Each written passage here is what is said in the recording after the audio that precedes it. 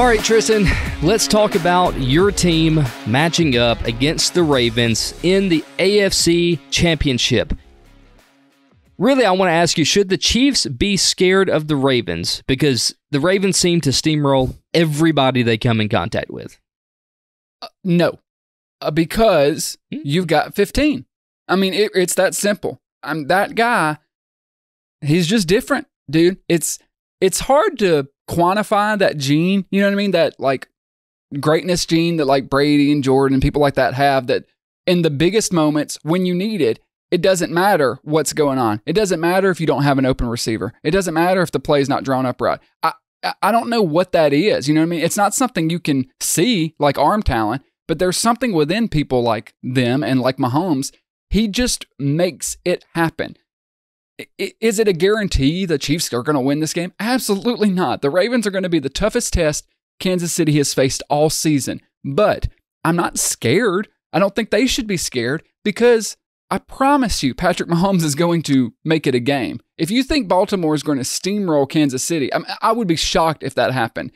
This is going to be a really physical football game because Baltimore is a physical football team. They're mean. They're brutal. They hit you. Their defense is really good. But Kansas City is too. They don't get enough credit for how physical they are, the Chiefs. Especially Pacheco. He'll run over everybody in sight. The defense is good. Those corners, the secondary locks it down. I think the secondary will do a good job managing the Ravens offense. The question is, how much is Lamar going to hurt us with his legs? He's going to hurt us in the air and with his legs. He's the MVP, okay? He's going to do that. I just think it's going to come down to how much the Chiefs' defense can kind of negate the big plays and keep it, close, keep it back and forth. But it's going to be an incredible game. Dude, it's Mahomes versus Lamar Jackson, and the winner's going to the Super Bowl. Look, you said you aren't scared because of number 15. Well, they got a number 8 over there. They do. That is just as good and has that same gene. Does he, though? We've never seen him do this. Matter of fact, before this year, he's been bad in the playoffs. I disagree. Okay, I'm judging off of this year only because everybody has up and down years, right? But Lamar Jackson's playing on a whole nother level this year. Yes. Like the Ravens, you and I have both said this. It's on record that they look unstoppable. Like we questioned who would be capable of beating the Ravens. And honestly, I thought it was the Bills. I thought the Bills stacked up really well against them. The way they can kind of contain quarterback a little bit, obviously didn't look great. But that's the thing, by the way, just the Bills had a good shot at containing Patrick Mahomes, and they just let him slip away. The Chiefs can't afford to do that for Lamar Jackson. They have to be able to contain, they have to be able to wrap up, and they have to be able to take him down. Sacks by whoever can make it through the line, this scary line, to be honest with you, is going to be the game changer, I believe, for the Chiefs to capitalize on defense. They have to get the sacks. They have to maybe get a them turnover. In third and long. Yeah. I would be scared, man. I'm taking the opposite from you on this one, and usually I give the benefit to the Chiefs, but man, I've watched these Ravens play. After last week when the Texans kind of they held it pretty steady through the first half. But then the Ravens came out in the second half and said, all right, guys, let's put this away. Texans' offense just couldn't do anything. No, they couldn't. And the defense couldn't stop Lamar. And Lamar his arm, man, is the biggest thing I've noticed from last year to this year is that arm has gotten so much better and so much more dialed in. It's deadly accurate. Him and Zay Flowers' connection is insane. Imagine if Andrews is back in there. How good can this Ravens team be? I don't know that we've seen the full potential, and I know that sounds weird, but I don't know that we've seen as how good this team can be under the pressure of making it to the Super Bowl. Yes. Like, what is Lamar capable of? Okay, so that's the thing. We've seen them be great all year. They've been the best team all year. They went into San Francisco on Christmas and stomped them. I mean, it wasn't even close. They've stomped every team they faced except the Rams a couple weeks ago, who they went to overtime with. Otherwise, they have been in cruise control. However, and this isn't me saying they can't, but Lamar has not been in this spot. He hasn't been in a playoff game against Patrick Mahomes with the Super Bowl on the line. anybody can say whatever they want. The players can say it's just another game. It's not just another game, okay? They all know it. The Chiefs players embrace it. They know it's bigger and better and more important.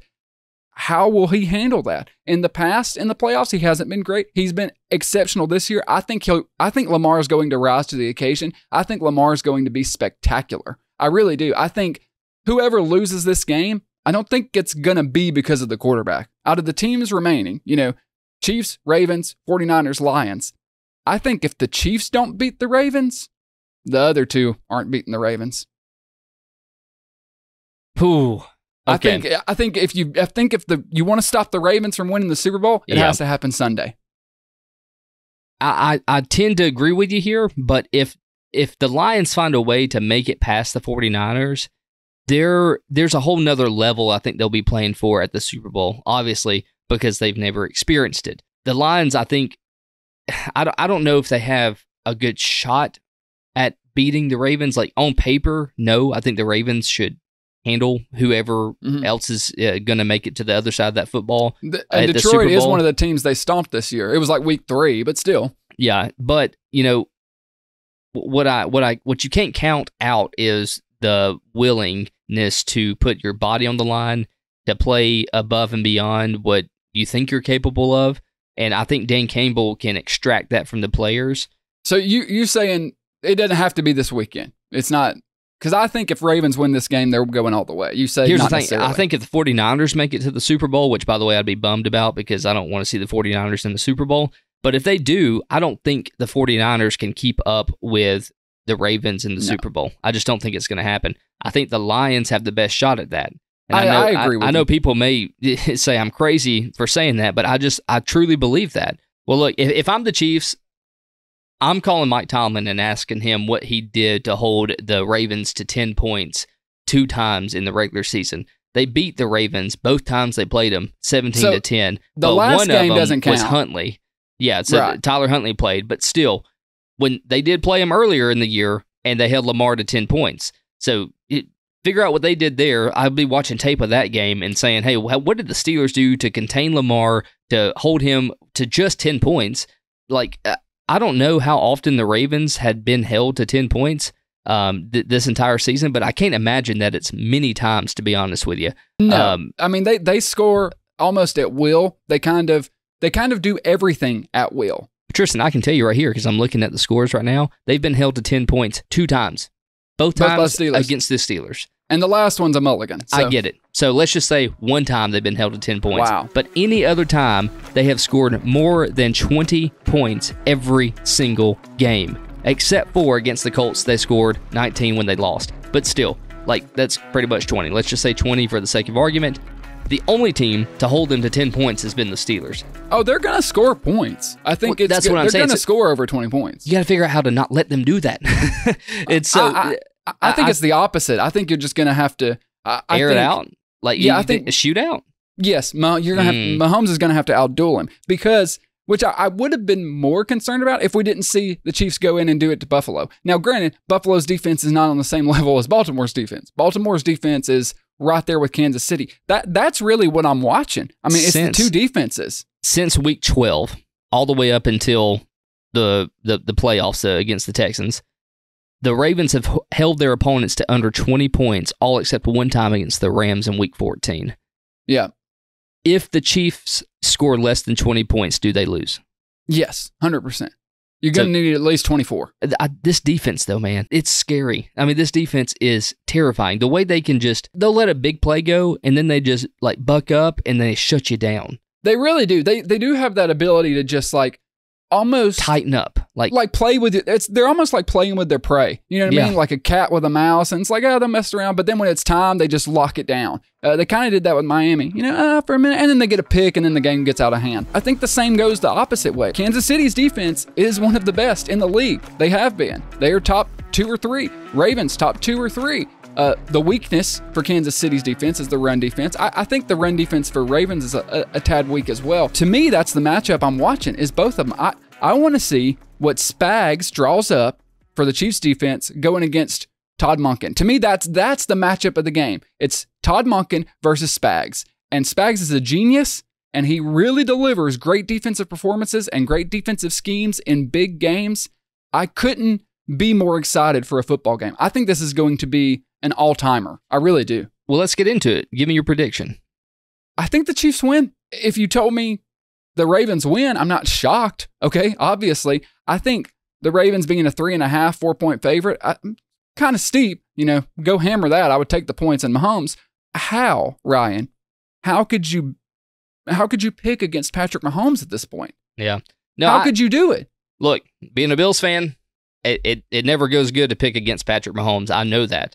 However, I think the Ravens win handedly against the Chiefs. You're crazy. I just have a feeling, man, that these Ravens are just going to light up the field, man. You're crazy. I'm telling you, I have a feeling. The Chiefs defense, you're just pretending they don't exist? No. Look, I'm acknowledging everything that we've talked about, and I'm not discounting any of it.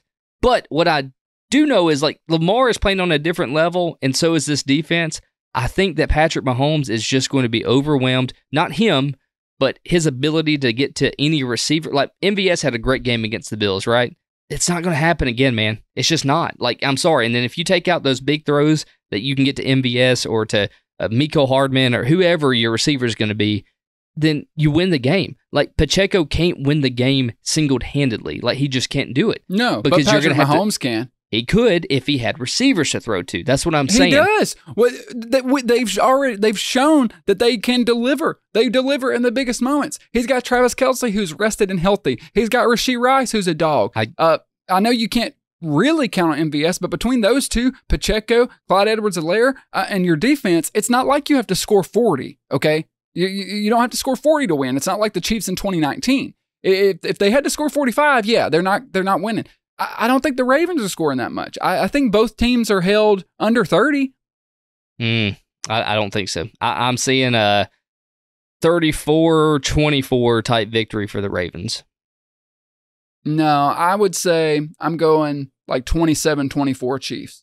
Okay. Hey, look, stick by your team, man. You can't discount Patrick Mahomes, discredit him and this defense and say, well, now I'm just going to give up hope and say that we don't have a shot against the Ravens. Like, exactly. I like where you're coming from, and I hope you're right. Because, look, I want your Chiefs to win. If my team can't make it, I hope yours does. But I just think this Ravens team has another thing coming for the Chiefs this weekend, man. And I hate it, but I just think that's what's going to happen. Objectively, who has looked like the better football team the past 10 weeks? Baltimore. Yeah. Absolutely, no question. However, Patrick Mahomes is the X factor. I'm not picking against Michael Jordan in the NBA playoffs. I'm just not doing it. So obviously, you can't win them all. Mahomes can't win every single Super Bowl. He can go to every single AFC Championship game because he has been to the AFC Championship game every single year he has started. Unbelievable. But I'm excited, man. This is, last point I'll say, I think the Chiefs win, obviously. I think Mahomes goes to the Super Bowl. I think this is Lamar's moment, though. We've known how talented he is. He's dealt with so many haters acting like he can't throw the ball. Oh, he's just a running quarterback. All the drama this offseason to come and deliver this performance for the Ravens to say, we're going to tailor the offense to you and throw the ball, not just run it. This is it. If Lamar wins this game, he has put himself in that top 3 conversation, with Burrow, Allen, Mahomes. He's already there talent-wise, but to really get on that resume, I mean, he'll do something Allen hasn't and make it to a Super Bowl. It's going to be a great matchup. Also, Harbaugh versus Andy Reid. It's going to be a battle of coaches and a battle of great quarterbacks. I can't wait to see what happens because one of them is going to the Super Bowl, man. The NFC Championship game is here, Ryan. One of these teams is going to the Super Bowl. The season goes by so fast. And we are with a matchup maybe not a lot of people saw coming. I mean, I guess they were both favored to win their divisions, but we're here. The Detroit Lions and Jared Goff go into San Francisco to take on Purdy and the 49ers. The floor is yours, my friend. How do you see this game going?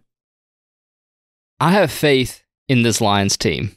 I've ridden the Lions this far. I'm not getting off the horse right now. You're not putting them up wet. I'm not. I think this team has a lot to play for, and I think as a Lions fan, you're in shock right now. You can't believe this is happening.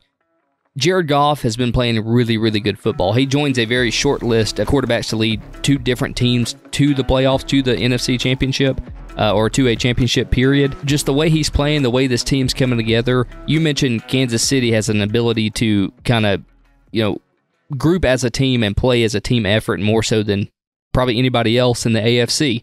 Well, I think that's the Lions of the NFC, right? I think the Lions have a way to just dig deep, and really they can beat anybody that they're put in front of. I don't really know how they do it.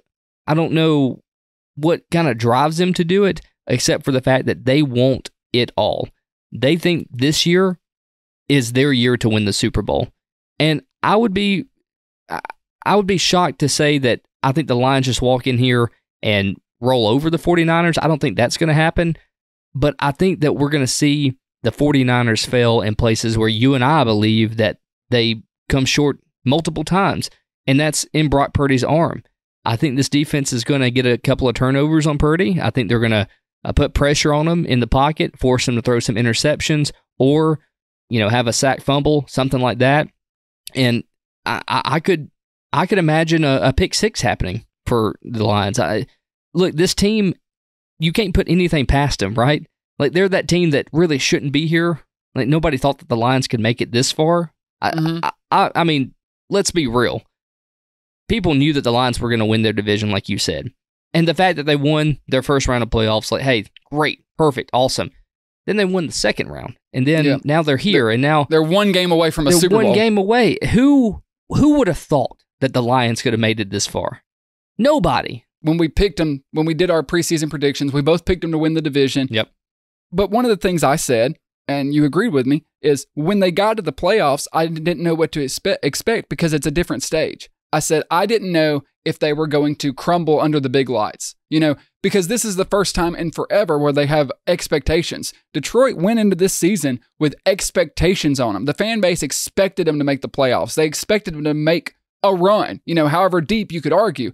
And they not only have they not wilted under the pressure, they have risen to the occasion to beat Matt Stafford at home. The Rams team, who I thought could have made the Super Bowl, they were so red hot during that game. And Detroit kind of handled them to go in and, handle Tampa, who came out of nowhere. But they did their job.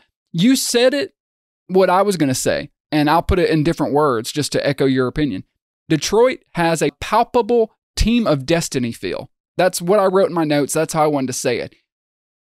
I don't think Detroit does anything better than the other three teams in the playoffs.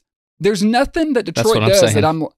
Right. They don't do anything that's better than the Ravens or the Chiefs or even the Niners. Nothing. However, they have this ability, kind of like the Chiefs have. Their playmakers make plays when they need them most. Dogged. And they believe. They believe, man. And that's dangerous. It's that dogged mentality. And look, you throw out all these records and all these stats. They also haven't won a road playoff game since 1957. And that was ironically in San Francisco. Oh my God, that's crazy. Yeah, so you hear all these stats and everything, and you think as a Lions fan, man, this is our year. And by the way, are the 49ers favored by 7? Yeah, I was going to mention that. What? Excuse me? Like, I am so tired of this, man. And you and I get so much crap about this, about talking about the 49ers and Brock Purdy and how we just don't think they're all they're cracked up to be. Now, what the argument against this is, hey, they're in the NFC Championship. Okay. All right. We're not saying they're not good. No. But people acting like... When they put Brock Purdy up there with the levels of Tom Brady. I mean, right. I've seen people compare him to Tom Brady. And like when Tom Brady first... I literally saw somebody on Twitter said, you remember when Tom Brady started? It was a lot like Brock Purdy. Oh, and he's got perfect passer rating, his completion percentage. I'm like, yeah, Ryan, he couldn't throw in the rain last week. Tristan, I could throw into the Dr. Pepper circle at halftime a whole lot, okay? But you put me in the middle of a fourth quarter, 2-minute drill, and I'm going to suck really bad. Now, hey, I want to give him credit, though. He did deliver the game-winning drive last week against the Packers. Yes, he did. Now, he sucked all game before that, okay? But he did step up when they needed him to. So I'll give him credit. That's something I wanted to see. I was like, can he step up when he needs to? And he did in that moment. Was bad all game, and he delivered. So credit, he's done that. I tip my hat. I see the comments coming. Okay, but here's the thing. I just don't see how you're going to beat Lamar Jackson or Patrick Mahomes with Brock Purdy as your quarterback. I don't believe that can happen. And maybe I'm wrong, but I believe we're in the era now where if you don't have a really good to great quarterback, you're not going to win the Super Bowl unless you luck into a matchup like this matchup, Goff versus Purdy. Neither of them are elite, but Goff is really, really good, especially as like indoors and in good elements. And it's supposed to be sunshine in San Francisco. I'm with you, Ryan. I think Detroit's going to win this football game. I really do. I just think they have that, as I said, that team of destiny feel. I think they believe. I am worried about Jared Goff, but I think I trust him a little more than I trust Purdy.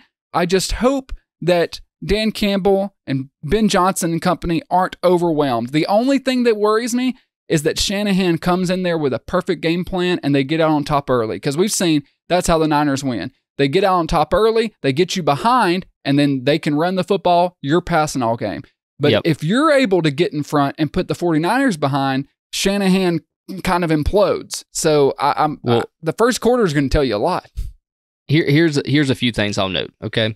Brock Purdy, we know that when he gets pressured, he becomes shaky, he's fallible, he's got a way to just not play super confident, right? And to put him into the universe of Josh Allen, Patrick Mahomes, Tom Brady is absurd. Like, I just don't understand. They were acting like he was a legit MVP candidate, Ryan. Right. And I'll never win this argument. Allow that. There's 49ers fans and Brock Purdy fanboys that you could never tell them otherwise. They think he's the greatest thing to walk on the earth. We like Brock Purdy. Yeah. But another thing, you got to think that the Lions, what I think their key is here, I know you didn't ask me, I'm going to tell you. The key to this game is they have to run the ball because San Francisco, they can allow rushing yards. We've seen it before.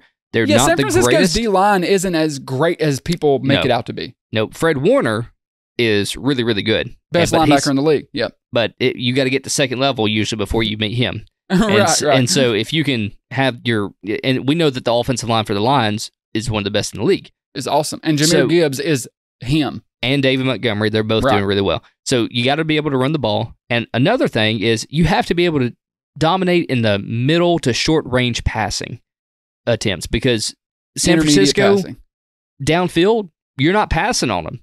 I think they're like, third best in the league when it comes to deep pass, like plus 20 yards. You're not going to do that with them. So you got to hit these slants. You got to hit these small curl routes. You got to hit these out routes, flat routes, whatever it takes. You got to hit them short.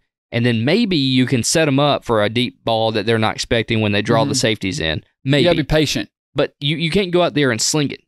And hey, the good thing is you don't really have a gunslinger of a guy at quarterback. Like you got a guy who can throw deep, but he's not super accurate when he throws deep. So let's give him easy passes, easy completions early in the game, get the script off the ground running, get him confident, and say, hey, you know what? We can dominate. Run, pass, short passes. That's the key to the win for Detroit, if you ask me. One of the things Detroit did against Tampa that was so impressive is they out Todd Bowles. They blitzed like Tampa does, and they blitzed a lot on first and second down to kind of make Mayfield shaky, to get him behind the chains. I'm interested to see how much Detroit blitzes in this game because I think Detroit's defensive line is decent. Their pass rush is okay. Aiden Hutchinson is awesome. Otherwise, here or there. I think if you just rush 4 and give Purdy all day, it could get bad. Because if Purdy has time and he's got a clean pocket, they're one of the best, one of the most efficient offenses in the league. That's exactly right. He is the efficient game manager, but I don't mean that negatively. He's like 3 yards here, 2 yards here, dump off here, 7 yards here. That's what they got to do on the other side of the ball for Detroit is have Goff be that guy. Right. And they have, like you said, they have to bring the pressure on Purdy. I think so. If they do not scheme up blitzes, they lose. They lose the game. I'm not even worried about McCaffrey as much as I am. If you can shut down Brock Purdy, McCaffrey, I don't think he can win you the game. Like he is that playmaker type of guy.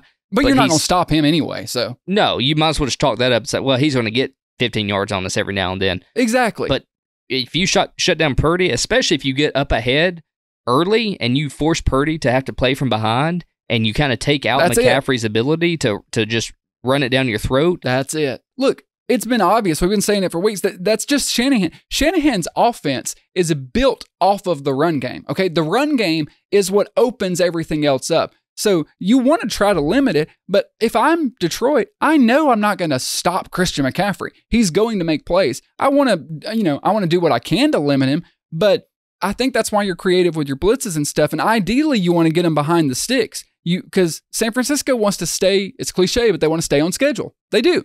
So you want to get them into 3rd and long and make Purdy have to make big throws. San Francisco, the best way I can sum it up is they're the perfect cruise control team. If they're cruising down the interstate, hands-free, they're in a Tesla, it's driving for them. Nothing to worry about. When they have to take control of that wheel and they have to put themselves into another lane, they don't do it very well. Yep, I agree. Because that's the thing. When they play from the lead, it opens up even more of their offense. Yes. So if you're Detroit, if I win the toss, I want the ball. I want to do what Green Bay did. I want to try to score first. I want to get ahead of them. Ideally, that's how you win the football game. And you have to, I'm willing to give up the big play too. You can't not blitz and not bring pressure because you're scared of giving up the big play. Because if you let him sit back there and just rush forward, Purdy will eat you alive all game. You got to get to him. You got to hit him. If I'm game planning and I know that I'm going up against an offense that's predicated on early success, I have to shut them down and play the hardest football I can in the first early possessions. Yes. And knock them off of their game, of their pedestal. That's what you have to do. If they build this offense off of being ahead by 10, 14 points going into the second quarter, it's over. If you let them get rolling, it's hard to stop them. If you're Detroit, you've got to say, hey, we have to dominate the first quarter. We have to dominate the first quarter. We have to get out front. Because if San Francisco gets up 7, like say San Francisco scores, they punt, and Detroit goes 3 and out, if that happened, I'd say the game was over. Seriously. Because Shanahan is almost unstoppable when he's playing from a lead and he's comfortable and he's in control. Detroit has to punch them in the mouth. They have to get physical. I think they will. I think Detroit wins it by 3 or 4 points. Yeah, I'm right there with you, man. Like I think San Francisco is still going to be tough. So being favored by 7 points is outrageous. It's kind of I would have a chip on my shoulder, even more so now being a Lions player. Like okay, 7 points. You're gonna give them 7 points. It makes me wonder what Vegas knows because that's just they don't mess up a lot. They don't. Also, big point that I needed to bring up. I don't know the status as of right now. Debo, if he doesn't play, I mean, it's going to be hard for the 49ers to win. We've seen Purdy's stats without Debo, and the 49ers, they are not as successful without him. The fact that he went out in that Green Bay really helped the Packers in that game. So if he's not there, I think the Lions have an incredible shot to win this game. If he's there, it's going to be much more difficult because their offense kind of plays off of him a lot. Latest update, he is 50-50 to play on Sunday due to the shoulder injury. That's big, man. To me, watch that. Because if he doesn't play, it puts the 49ers in a tough spot. It really does. But I'm surprised we're both picking the Lions. It worries me. I thought you would go 49ers, but I'm just going with my gut here. Like, I don't know. And maybe the 49ers might prove me and you wrong all the way till they're hoisting the Lombardi. And if so, I will say, hey, they did it. They proved me wrong. And obviously, they could beat the Lions, no problem. I don't think they could beat the AFC teams. Look, Brock Purdy can't even decide if he wants to wear a glove or wipe his hand or what, okay? If he makes it and wins the Super Bowl and the 49ers hoist that Lombardi, I will still stand my ground and say that Brock Purdy is still not an elite quarterback in the NFL because you have about 4 or 5 elite quarterbacks, and then it drops off. Right. Pretty far. It's a pretty big drop. Okay, yes. Until you reach the Brock Purdys, the Jordan Loves of the NFL. Right. And hey, I would be willing to put even C.J. Stroud maybe closer to the elite level than Brock Purdy. Yo, of course, of course. By the way, I know Jordan Love made that big mistake at the end. Jordan Love outplayed Brock Purdy the whole game. Okay, he made a big mistake at the end. I get it. That wasn't that was not a talent-based mistake. That was a rookie-based mistake. Yep. That was a guy that hadn't been in that position before, could have easily thrown the ball away, but wanted to make a Superman play. It was not a talent miss. It was a rookie miss. Because anybody with eyes, if you're just going off talent, you're taking Jordan Love over Purdy every day of the week. Well, last thing I'll say, and we say this about every quarterback in the Kyle Shanahan offense, he hasn't had an elite quarterback really ever since he's been at San Francisco. No. But it's worked. That's the thing. We're not saying that the 49ers are bad. We're not saying that the offense is bad. They're great. We're just saying that Brock Purdy is not an elite quarterback. He's a very good quarterback, and he works perfectly within the parameters of Shanahan's offense. That's all they need. That's all they want. They don't have to go spend big money on a quarterback because they can win. Obviously, they've made it to the NFC Championship without an elite quarterback, and they could make it to the Super Bowl. So, look, you don't have to have a good quarterback in this offensive scheme. That's all I'm saying. It's not a shot at Purdy. He just is what it is, and the offense is what it is. Yeah, he is good. I mean, the problem is people want it to be one way. It's either he's one of the top 5 quarterbacks in the league or he's awful. It's like, no, he's just middle ground. A good quarterback, exceeding all expectations. Credit to him. Your Super Bowl matchup, you think we're getting Ravens, Lions in the Super Bowl. Boy, wouldn't that be fun to see? Wouldn't that be fun? It would be fun. I think the Ravens would probably roll them. I think we're getting Chiefs-Lions, which would be a rematch of the kickoff game, that Thursday night opener where Detroit beat Kansas City in Arrowhead. By 1 point, wasn't it? I think so. It was really close. It was the Kadarius Toney drop and the interception and all that. So, are you more afraid to face the Lions or the 49ers if you're a Chiefs fan? I'm not meaning this like in a negative way. I think we'd crush both of them. Like, I just don't. Oh, okay. I think the AFC Championship game is for the Super Bowl. Lamar Jackson versus Mahomes, Goff versus Purdy. We'll see what happens, and we'll be back to recap it. Ryan, thanks for being with me. Thank you all for listening to the show. Make sure you like the video, subscribe to the channel, tell your friends about it, and we will see you next week as we continue to bluff our way through the NFL season. See you guys. Goodbye.